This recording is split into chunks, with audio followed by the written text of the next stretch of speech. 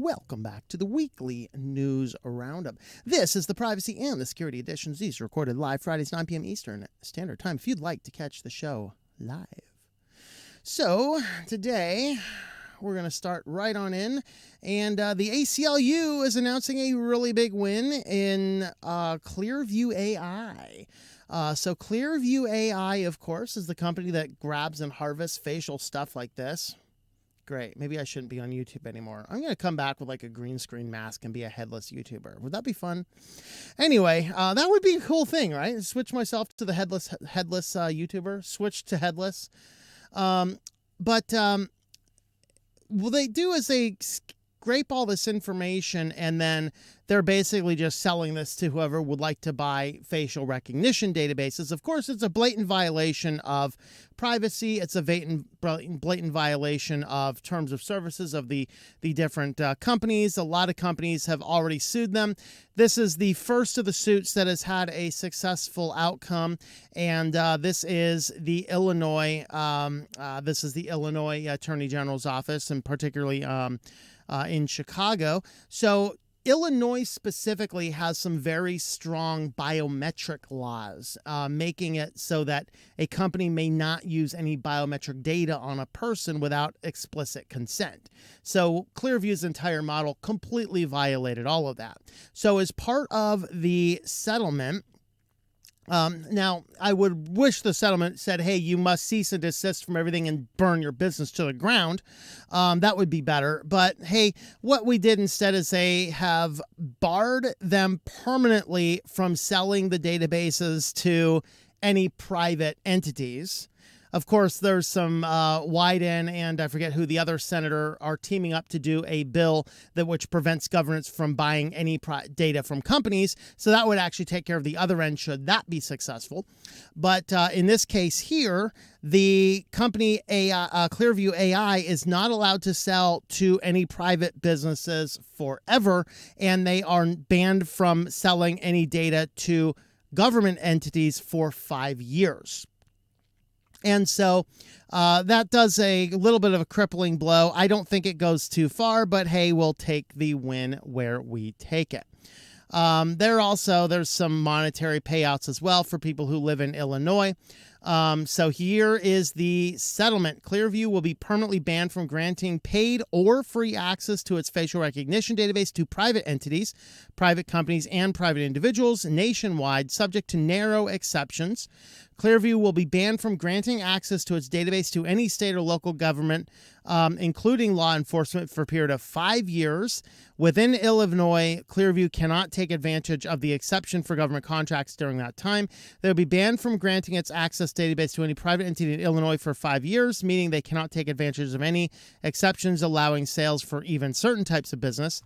They will maintain an opt-out request form on its website, allowing Illinois residents to upload a photo and fill out a form and ensure their face prints will be blocked from appearing in search results, including for Clearview's law enforcement users. The company will also commit $50,000 to pay for internet ads publicizing the opt-out mechanism. See, this is completely wrong, because you are saying to the company that has been illegally harvesting people's data, here's a copy of my data, don't sell it. Okay, this reminds me of something. Way back when I was just finishing grad school, and I'm visiting my mother, and we go over to her friend's house in our old neighborhood, and they're all kind of dysfunctional people. And my mother at one point in time had sold the car to the neighbor kid who was a drug dealer. And of course, shock of shocks, the kid promised to pay and never did. She gave him the car. He promised to pay, never did. She says, why don't you go over there and tell him to pay me? I said, you sold a car to a drug dealer. I'm not getting involved. Okay. This is kind of like the same thing. All right. You're telling the guy who broke the rules, here's more data. Don't break the rules with it. Right? This is very much like Facebook saying, hey, send us your dick pic and we'll make sure to screen Facebook posts for your dick pic. Yeah, right about the time they started taking out stock in Kleenex. All right. But anyway, they will end the practice of offering free trial accounts to individual police officers without the knowledge or approval of their employers. And over the next 5 years, Clearview will continue its current measures to attempt to filter out photographs that were taken or uploaded from Illinois. Maybe I'll just go move to Illinois. There you go. So that is what Clearview AI is up to. And no, I'm not going to protect access to your abortions now. If you don't want babies coming in your vaginas, keep wee-wees out of your vaginas. Bottom line. Anyway, Facebook. To discontinue nearby friends and other location-based features. All right. So Facebook on Thursday began informing users that nearby friends and other location-based features will soon be discontinued. So basically, these are a bunch of features that you had to opt into, and surprise of all surprises, nobody opted into them because nobody wanted to be tracked by Facebook. And so they were basically they're saying, yeah, it's not worth our keeping it going. And so they're just completing stopping all these after May 31st. You can download your data until August 1st, after which they're going to delete all the data. Now, this is not like, wow, when Facebook is giving up all this stuff. That's not what's happening. That is not what's happening. Okay. What is happening here is that they're focusing their efforts on other places. Yes, Facebook is still tracking your location in 1,000 different ways. They're just not allowing you to use the location to find people next to you that you're friends. Basically, they're getting rid of their Tinder-type elements, I guess. Is that the one? A couple of immoral people get together on this crazy dating app that's just like a hookup. And, hey, you two both have profiles on here and you knew each other. Go hook up! They're basically ending that. But anyway, it's not as much of a win as it sounds, but some of this is, part of it violates some of the privacy stuff, and nobody's using it anyway, so let's just go ahead and get rid of it so we can double down and be more useful of our other stuff. Okay, that's fine. Well, ICE uses data brokers to bypass surveillance restrictions. This isn't really new news. This is just an update to news. Basically, there was a study. It's called the American Dragnet, and basically the agency is increasingly unaccountable to legislators. ICE is not the only one. There's a lot of different people involved, and this is the same thing Clearview AI is doing. They're harvesting a bunch of stuff, and their pitch is, well, okay, we won't sell it to companies or private individuals anymore. We'll just sell it to law enforcement. Well, law enforcement, they have a means to get personal data on people. It's called the court system and getting out a warrant. So what they're doing is Clearview AI is basically creating an entire model by which the government can violate your Fourth Amendment rights here in the United States. All right. Now, with that being said, this is just an instance looking from the Georgetown Law Center on Privacy and Technology. Basically, they're saying that a whole ton of people are caught up in this. ICE buys company, data from pretty much anybody and everybody that will. They're basically like, yeah, never mind. We're not going there. But anyway, the whole report comes out and just talks about all the different ways that they were buying up data, which is indeed a violation of the Fourth Amendment rights. Now, of course, ICE is primarily focused on people who are not citizens, so constitutional rights does not apply to them unless they are here legally. This is why you find illegal people and you eject them out of the country as fast as you can. I'm okay with catapults. Okay, we have enough problems in America. We don't need your problems too. Okay, you want to come to the country. There is a legal process by which you do it. Come to the country by the legal process. We will be more than happy to support you in any way possible. But if you're illegal, the constitutional rights do not apply. The problem is, as ICE is buying up all this data, invariably it is completely full of all sorts of data from American citizens as well, making it a violation. And this goes back once again to that bill that Wyden and another senator are putting together to say, yeah, government agencies cannot buy data. Now, will that fly? Probably not, but hey, we'll see. All right, and next, there is indeed a war to end, the war to end, end.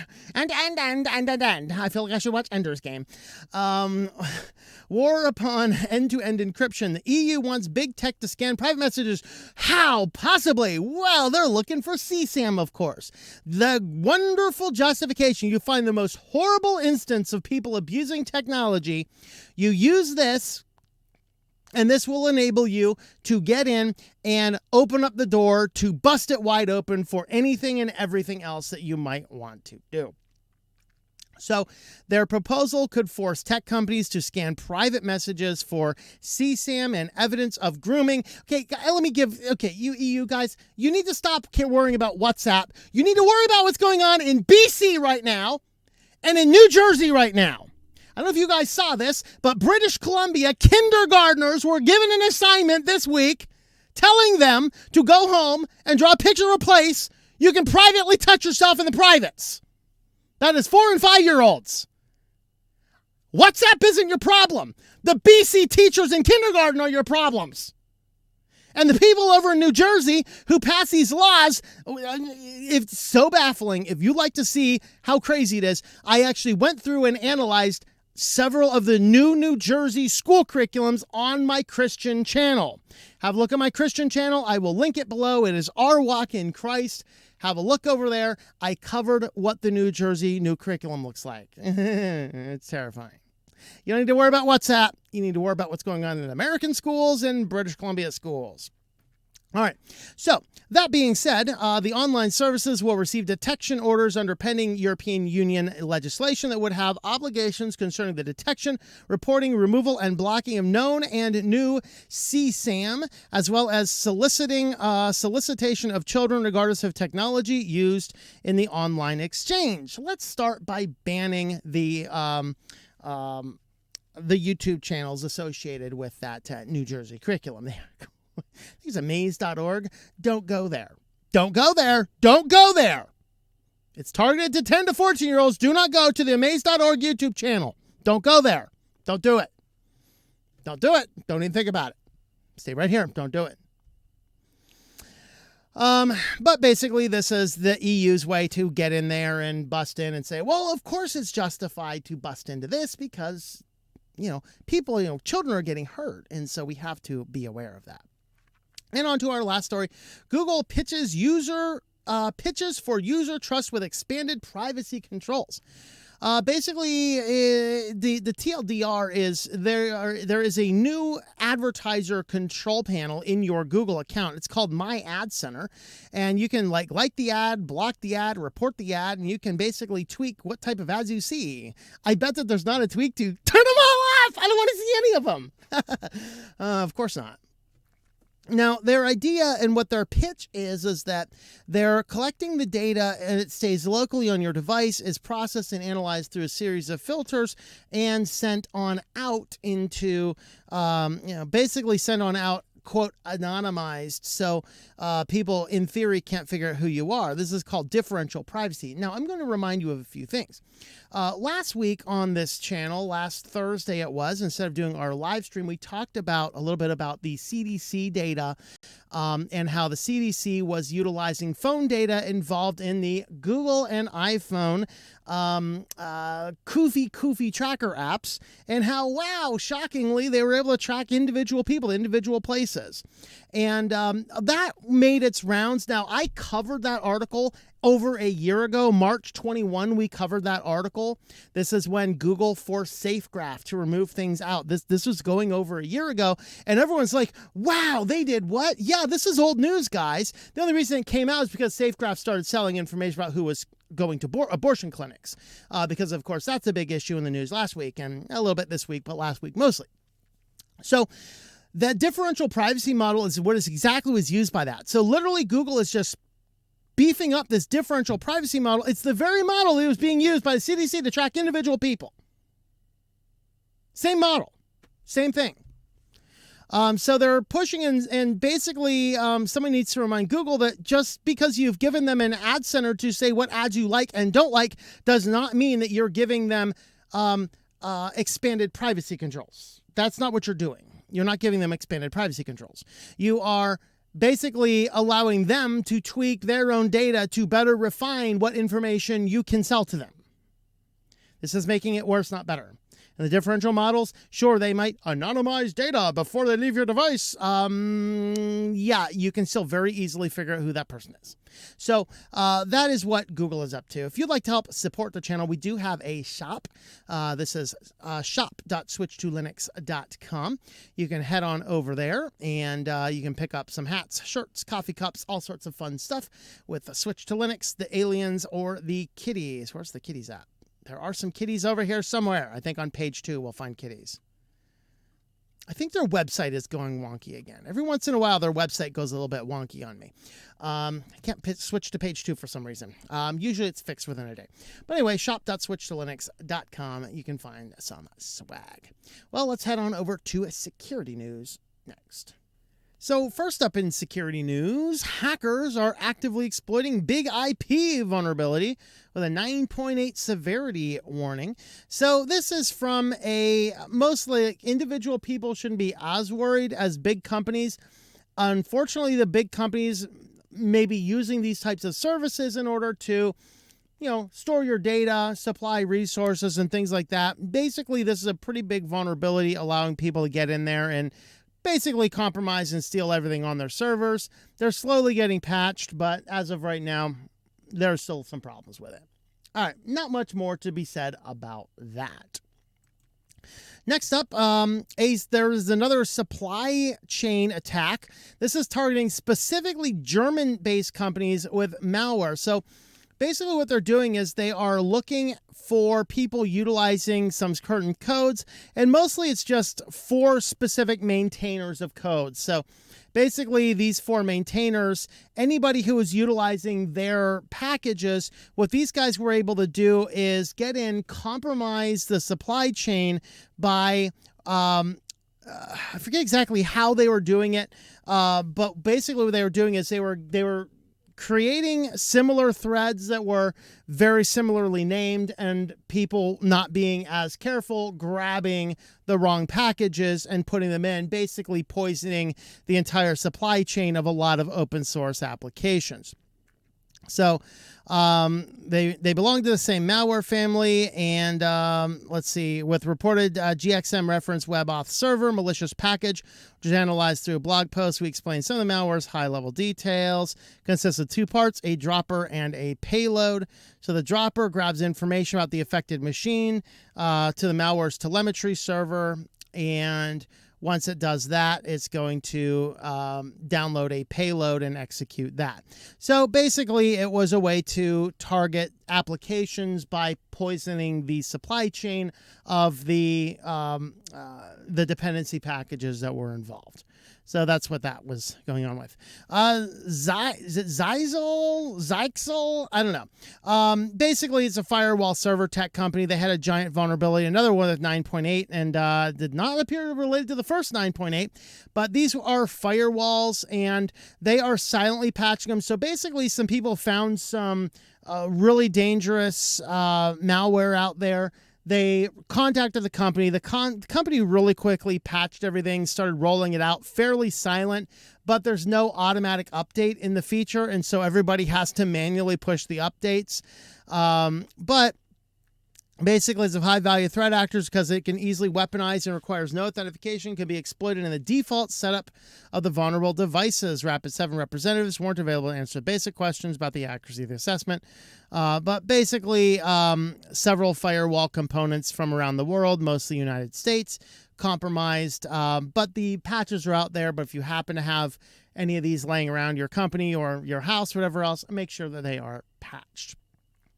And my favorite one, this was a press release. Malware mayhem. Netscope research finds a sharp increase in phishing downloads. So as you're researching things on the internet, maybe you're looking for common problems, whatever they happen to be. Ever notice that sometimes links just send you to PDFs? You don't even know you're downloading a PDF until you do. Yeah, that's what these guys are doing. They're distributing malicious PDFs based on common keywords so that you would download the PDF thinking you're finding the amazing solution, whatever your question is. You open the PDF and it exploits your system with malware. So that's kind of what they're doing. They're utilizing the SEO tactics in order to appear in Google search results. It's kind of funny. You can't get your basic stuff in Google search results anymore, but you can get malware. Yeah. But they looked at a variety of different phishing downloads. So this says there's an increase of 450% over the last 12 months fueled by attackers using search engine optimization techniques to improve the rankings of malicious PDF files on search engines, including Google and Bing. Findings are part of the latest edition of the Cloud and Threat Report, which examines 12 months of malware downloads from the cloud and the web. So 77% of all cloud and web downloads were Trojans. Cloud and web are an attacker's perfect pair. 47% of malware originates from cloud apps compared to 53% from traditional websites. Popular cloud storage apps continue to be a source of most cloud downloads. And Microsoft Office malware files have declined to pre-emote levels. EXE and DLL files account for nearly half of all malware downloads as attackers continue to target Windows. All right. And this is why you should not run Wine on your Linux build unless you have an absolute reason to do so. So all you guys shipping Wine active and set up for the ease and use, stop doing that. You're making your machines vulnerable to some of these things. Wine is something that you should only set up if you have a specific need for it. So that is our security report. You can help support the channel over on Subscribestar. Subscribestar.com/switched-to-Linux. Thank you for watching this video from Switched to Linux. This channel would not be possible without the backing of the program supporters scrolling on the screen now. You can be a supporter at Patreon at patreon.com/TOMM or at thinklifemedia.com. I also want to thank the open source community who creates such excellent software that makes producing this show possible. Please remember to support your software communities. Thank you, and I hope that you enjoy switching to Linux.